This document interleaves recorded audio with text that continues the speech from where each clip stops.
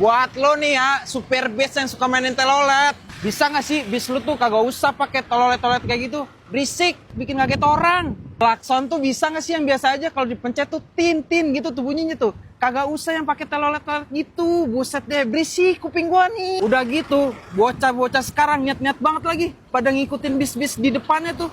Gua mah ngeri banget tuh ketabrak. Nih, lu bayangin nih ya, kalau kelindes siapa yang disalahin? Lu juga ya ampun astaga. Siapa yang mau lu salahin? Marbot masjid? Kan gak mungkin. Tolonglah buat owner-owner bis yang ada telolet-telolet kayak gitu. Tolonglah, musnahin aja, nggak guna, ngapain sih?